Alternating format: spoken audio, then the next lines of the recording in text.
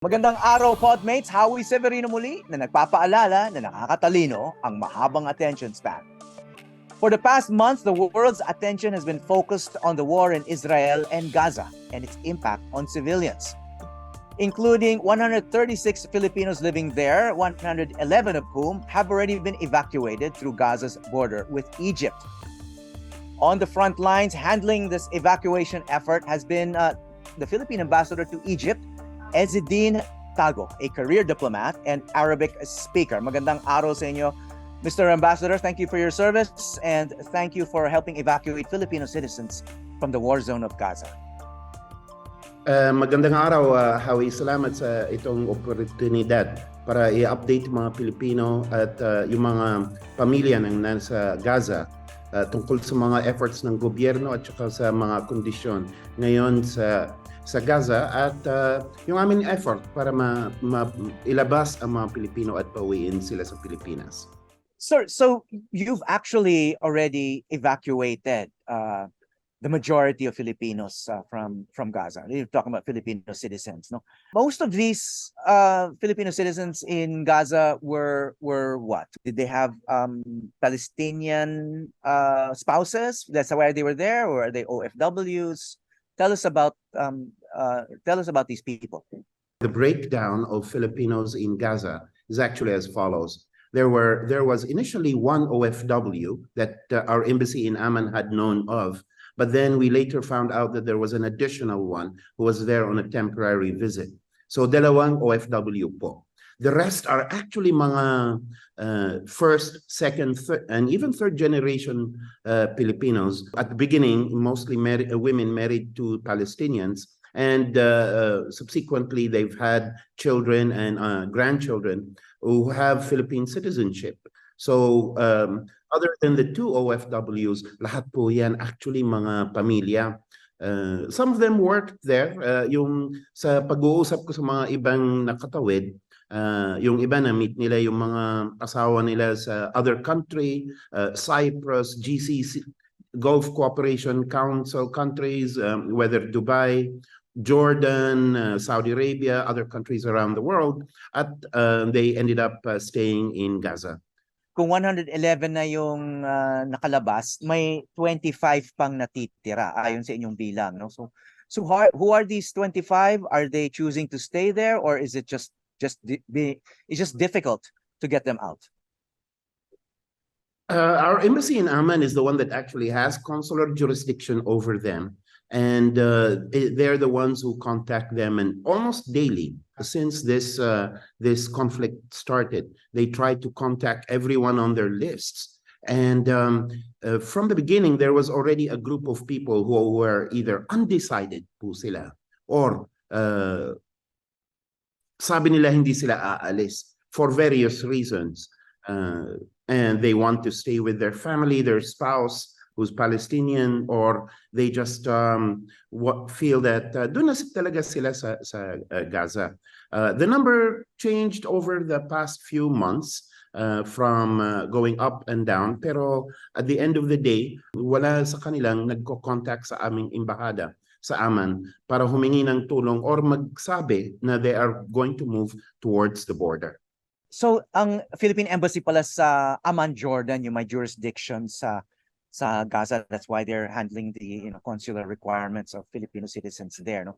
Kayo nasa Cairo, you're the Philippine ambassador to Egypt, and then you're involved because these Filipinos are exiting Gaza through what is called the Rafah crossing into Egypt. So I guess there's a lot of communication between the embassies in Jordan with your embassy in Cairo. But my question is, what is the role of the Philippine embassy in Tel Aviv when it comes to this matter? Actually, they have a major role as well, based on a 2005 agreement between Palestine, Israel, and also involving Egypt. This has to do with the access and movement of people in and out of the territories, Gaza, and also the West Bank. Based on this agreement, there has to be coordination on the entry and exit of both people and goods. there is a process of inspection and security clearance. And so in this actual conflict right now, all those who exit Gaza, the list has to be provided also to the Israeli side, which also looks and gives approval for it. Right before November 1, there was no mechanism yet agreed upon between all parties on what to do during this conflict for the exit of dual citizens, people, and injured Palestinians. But what happened is that with the facilitation of Egypt and Qatar and the US, there was an agreement reached that for the exit of dual citizens, injured Palestinians, and third country nationals like Filipinos and so on. And now the information is that there are about 7,000 of these. The process would be that names would be submitted to the Israel side and to the Egypt side. And there has to be mutual agreement on these lists of people leaving out of of Gaza Strip. These are pre-approved, and these are the lists that are coming out every day of who can leave. And speaking of which, the ones evacuated were just Filipino nationals, but as you mentioned, some of them have Palestinian spouses. So were the Palestinian spouses allowed to go with their Filipino spouses, or were they left behind mostly? Yes, actually they were allowed. A total of 16 were in the approval list. Others were also added. There are some that weren't on the list, but they were approved at the border. I don't have the total list of the Palestinians that have been helped. We have them at the border. Then they reach Cairo, and then from Cairo, we arrange with the IOM for them to shoulder or to fund their tickets to the Philippines. So there's at least a good 20, 25 Palestinian spouses who were able to join these 109 that the Philippine government had shouldered to go home to the Philippines. I understand that this is has been a very delicate process. You're doing this during a war, no?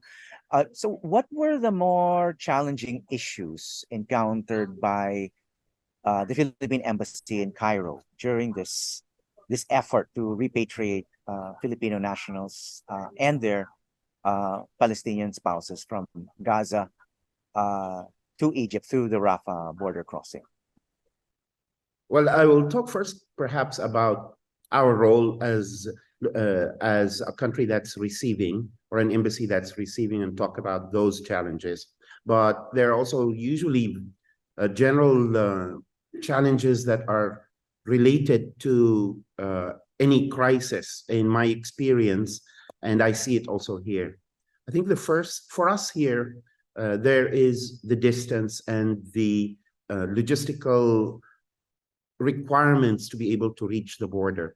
The border is about 400 kilometers and at least 20 or so checkpoints along the way.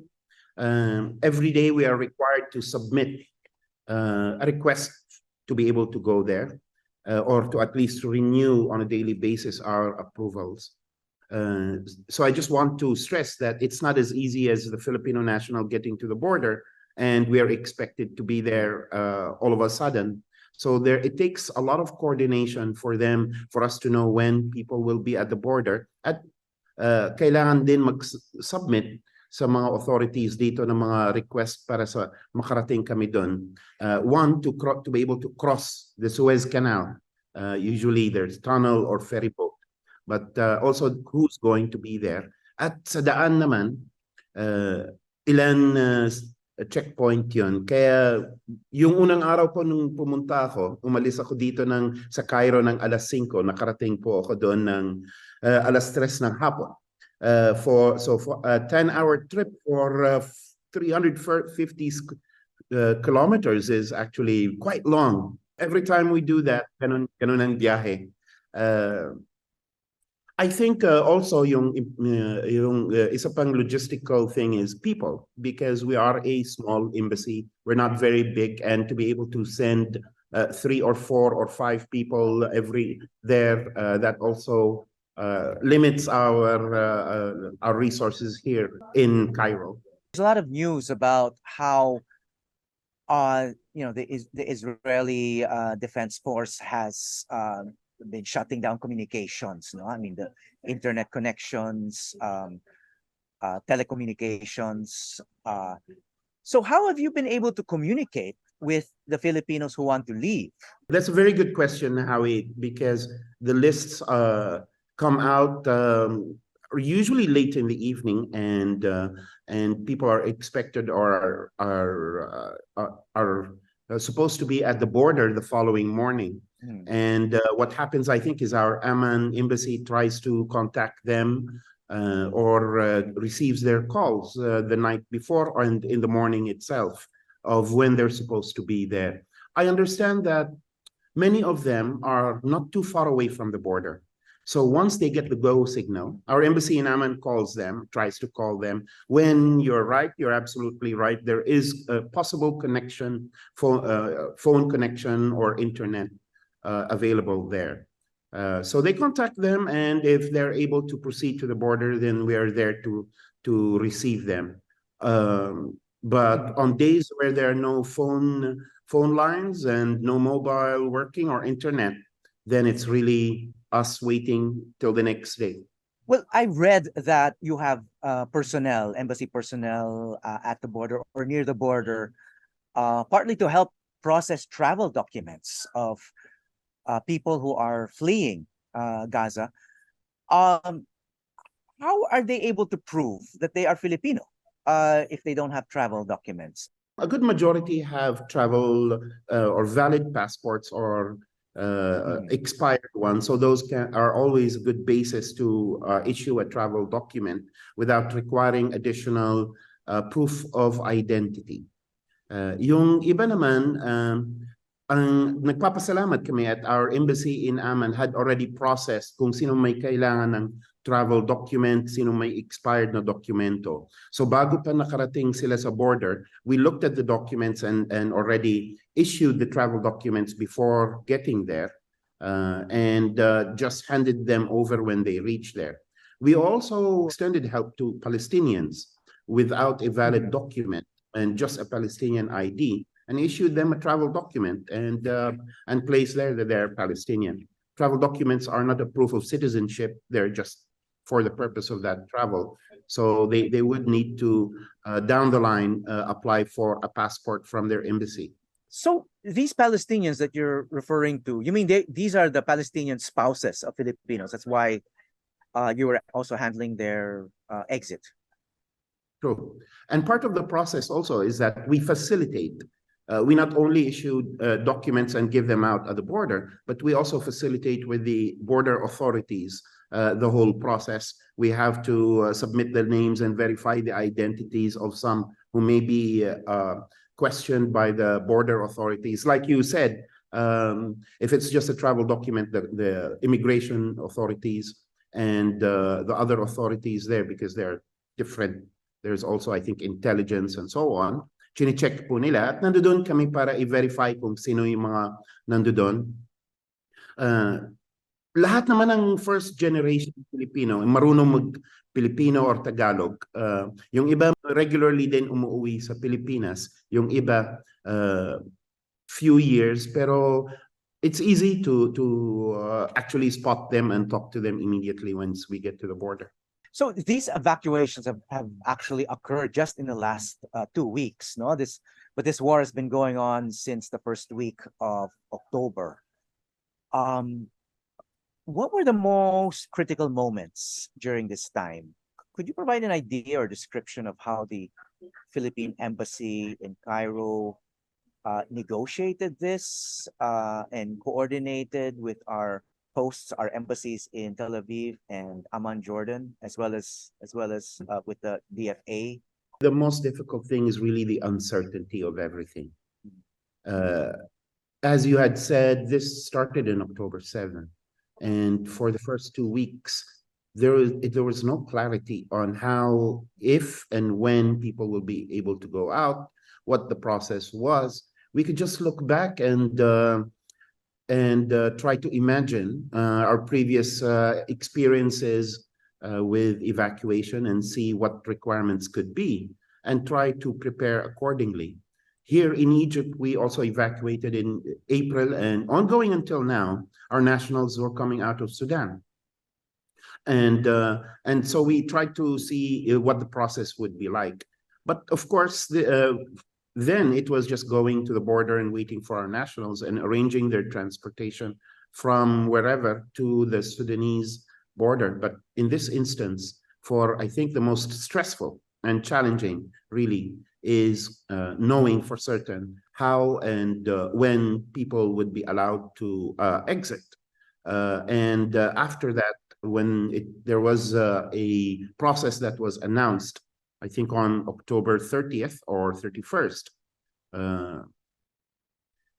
the next step would be when would be our turn, really. So about every day, 500 to 600 foreign nationals are on a list of those who can leave.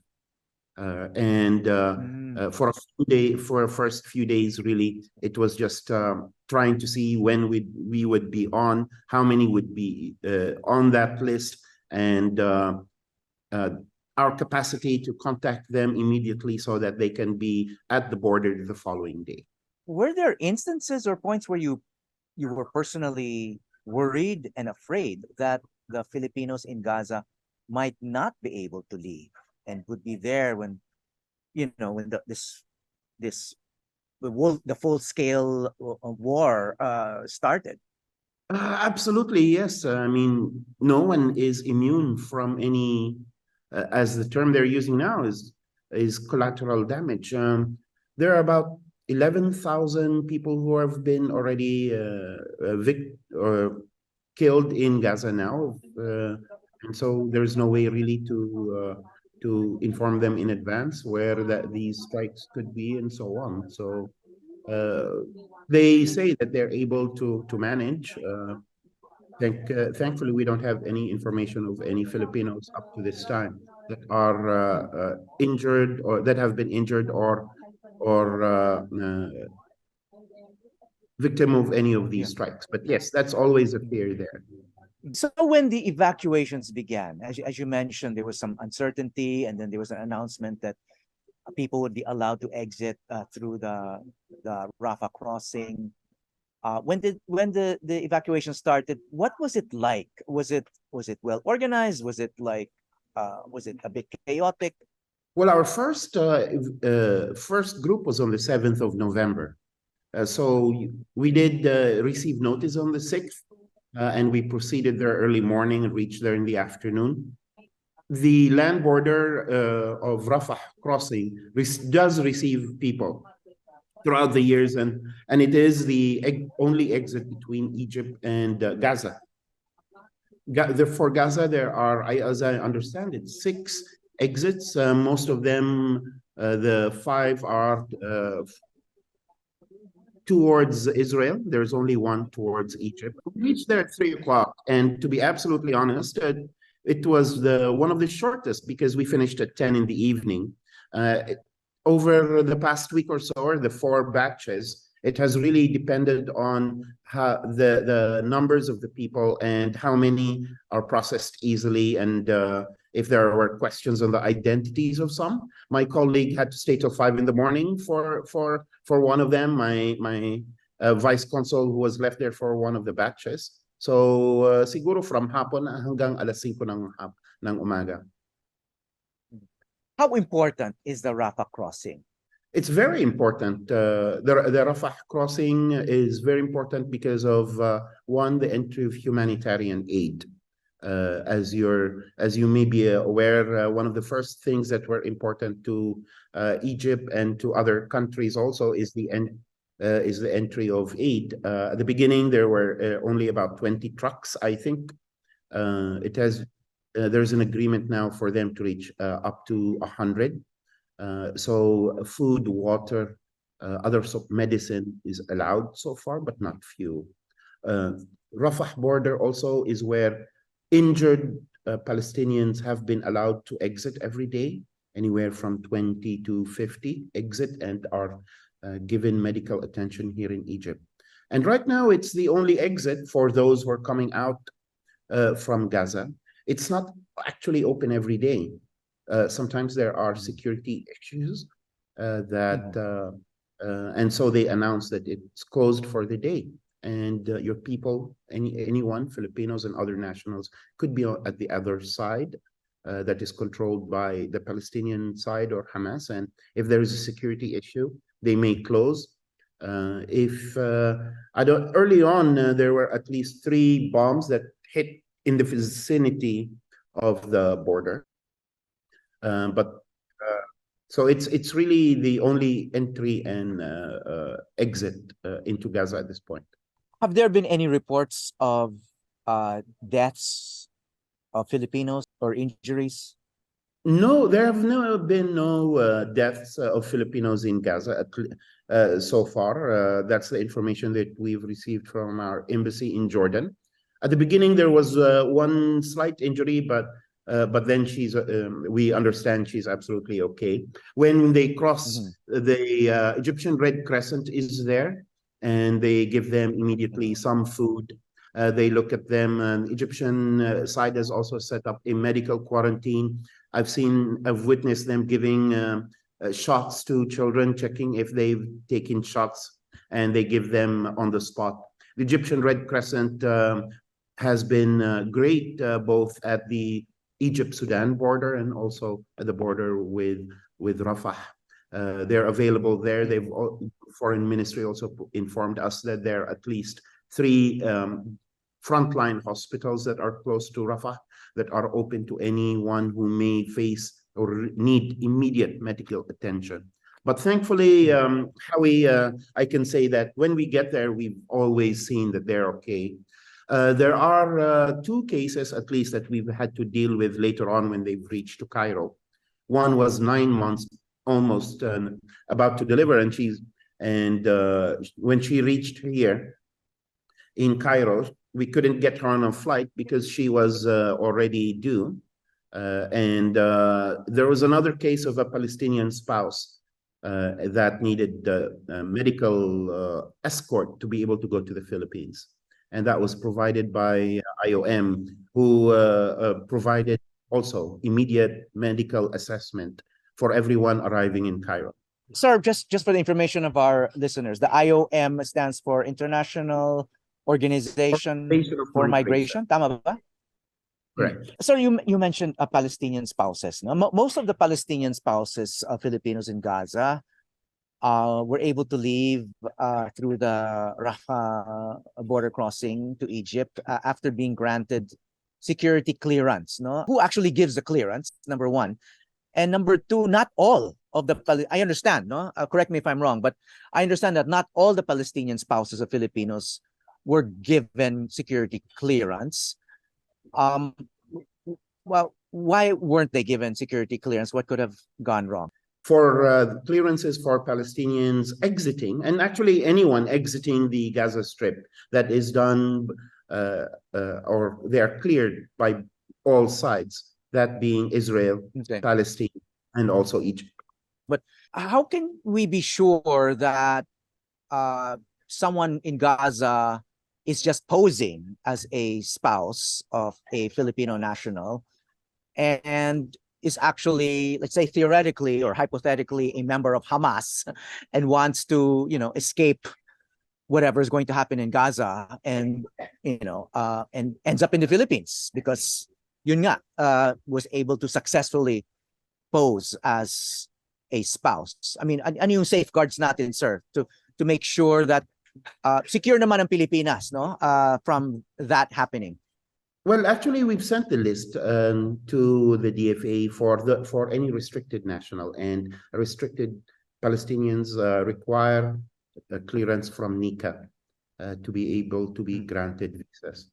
That's first. Second, from what I've seen, immediately, all the Palestinians coming, the spouses are actually, they have Filipino children, even grandchildren. And so they've looks like they've had long relations, established relations with the spouses. I think two or three even had blogs, and a young couple there. One had been talking about hindi siya aalis raw kung hindi aalis, sasama yung asawa niya. Yung asawa niya marunong nag-aral, I think, sa Pilipinas at marunong mag-Tagalog. And on the question of why some would not get clearance, to be absolutely honest, I'm not privy to what the criteria of each country would be. But like you mentioned, some may have affiliations to certain groups, may have done something that are not appropriate, and therefore would get them on any list. So those involved, whether Israel and Egypt, have their own also process, security clearing process, and because they required the names long ago, these names had gone through their own vetting process. Okay, sir. But earlier you mentioned that there were two doctors who were evacuated through other means. No, they were doctors with the MSF. That's the Medicine Sans Frontier, right? It's a kind of a medical volunteer group that works in a lot of developing countries. No, so these are Filipino citizens, but they were also connected with this international group. No. So what kind of work were they doing, these Filipino doctors in Gaza? They were able to leave Gaza the first day on November 1st, together with several other NGOs and UN personnel. And our embassy in Amman asked if, because all those were lumped together, did not say they were Filipino, just said international. So had we known, we had also gone to the border to help out. But our embassy in Amman contacted them and asked if they needed any assistance from us, and they said they're fine, they're okay. And MSF would take them to, I think, Brussels or Italy, where their headquarters and their other next assignments would be. But they were probably doing a lot of volunteer work in hospitals there. Gaza is one of the most densely populated areas in the world. There are like 2.7 million in what is 300 square kilometers. And I understand now that of course, there's a great need for healthcare, and they're probably out there in Gaza helping out. And you mentioned that there are about 25 Filipino nationals left in Gaza. And I guess that's not including if their Palestinian spouses and children born in Gaza. Is there any kind of service our government can extend to them? I think actually, Howie, that's one thing that earlier when you asked about challenges that I didn't mention. I mentioned that in general, my experience is that there are always a group of Filipinos who hold out, who say that they don't want to leave, or that them living in a certain place is really all they have, and they consider really their last choice. If I can go off tangent a little bit, in Sudan we had that. We still have 120 people there, although we've evacuated over 185. But up to now, we have another 15 who are asking to leave 6 months after. In Gaza, our embassy in Amman in Jordan continued to call them all the time, up until yesterday or the day before, to try to stress and try to convince, actually, that's the word our embassy is using, is try to convince them to leave, because this is not a very short-term thing. This can go on for a while, and as we see, the places are running out of water, electricity, food, and any services. And I'm not going to say that definitely the Philippine government cannot ensure or guarantee or even help ensure that they are in a safe space, because this is a theater of conflict. So there's no guarantee that we can tell anyone to please exclude this area. There are Filipinos there. So I continue to call on them to consider leaving and crossing while it's still possible. It's not going to be any easier for the next 2 weeks or even for the next month. I think they should decide now, and we're ready. We are ready to be there and to go there and help out.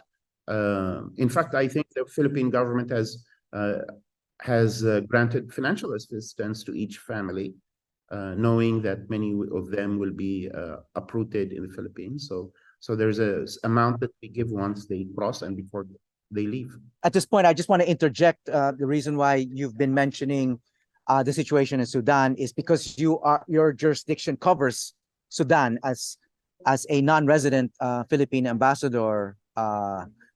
You're a resident in Egypt, but your responsibility covers Sudan. I just want to mention that to our listeners. Baka hindi, they might be wondering why. And Sudan has also been having various crises, and that's why people also have been wanting to leave. No, but Mr. Ambassador, you mentioned that the Philippine government provides some financial assistance. I guess that would help encourage Filipino citizens to evacuate, because I'm sure some of them would wonder, I mean, saan man ako pupunta, right? I mean, their home is in Gaza, their families are there, they might even have jobs there. So, but you mentioned also the IOM, the International Organization of Migration. So, for those remaining, they can count on possibly two sources of financial assistance, the Philippine government and the IOM. Tama ba yun? So, in other words, if they leave Gaza, I mean, there will be some, they will be getting some kind of support for this transition. Well, the Philippine government, yes, we have granted support, and we've given it to them before they leave. I also understand that upon their arrival, some of them have asked for, I guess, somewhere to stay, because it's going to be difficult for them. Some don't have family anymore, or they're going home as a big family. So we've referred the matter to the SWD also. Nakikita kong tumatanggap din sa kanila sa airport yung mga ibang ahensya na willing din tumulong. I'm not sure what exactly will be granted by them, but there are. Yeah, interesting, no? Kasi sabi nyo, there are Filipino nationals in Gaza who have been there for a long time, no? Tumanda na doon.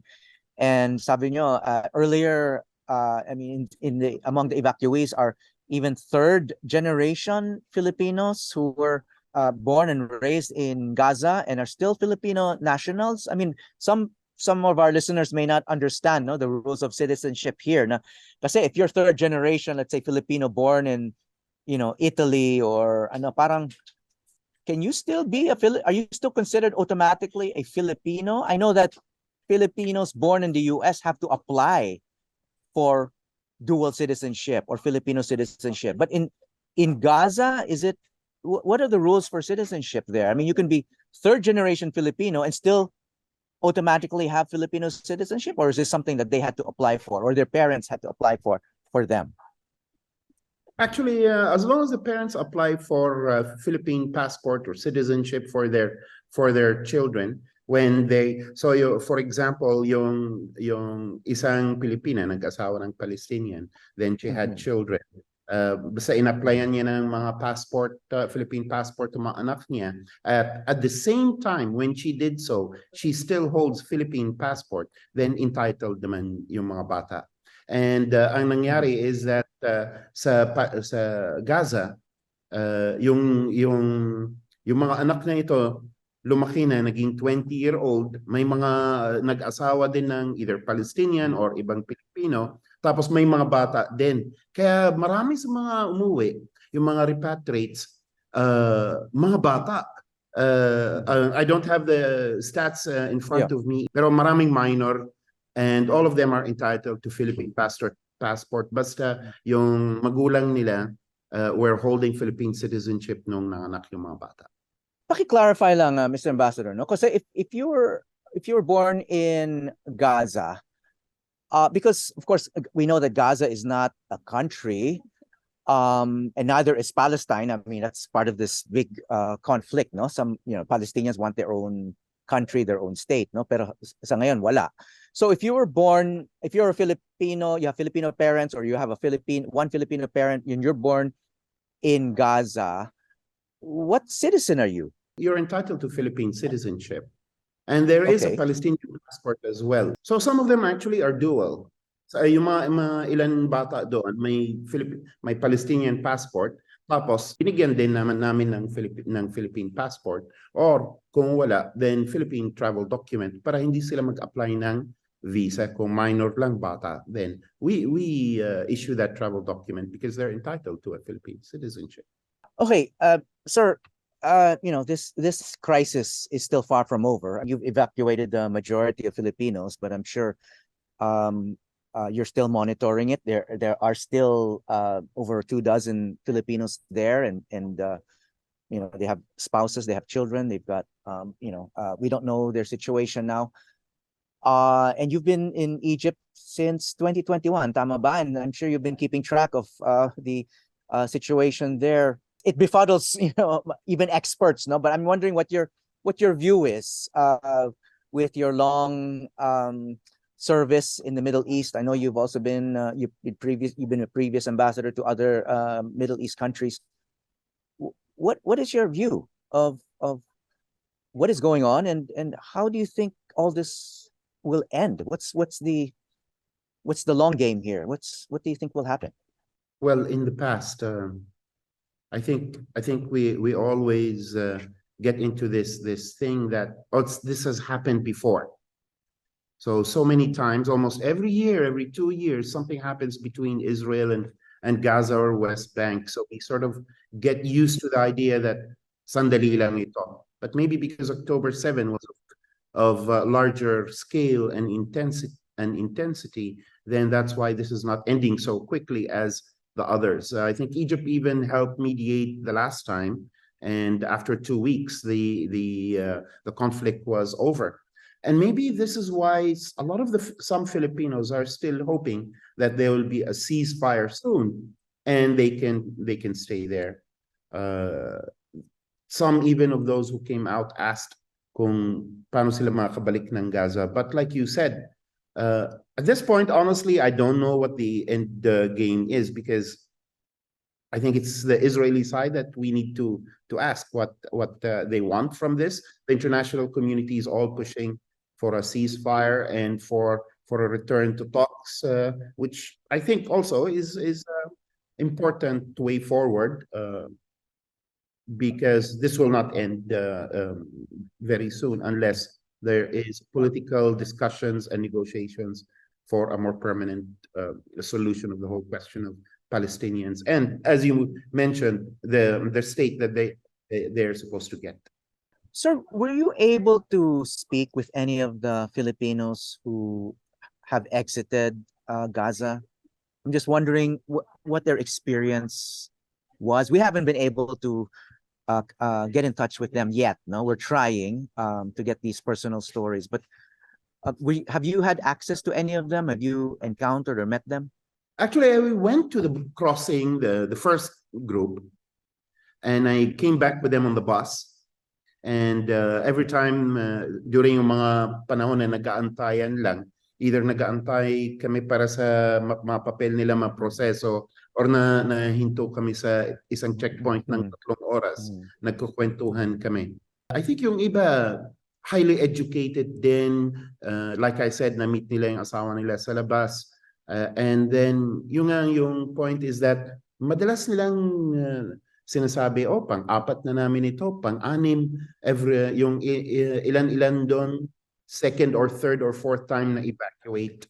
So after a while, nagiging desensitized na sila eh.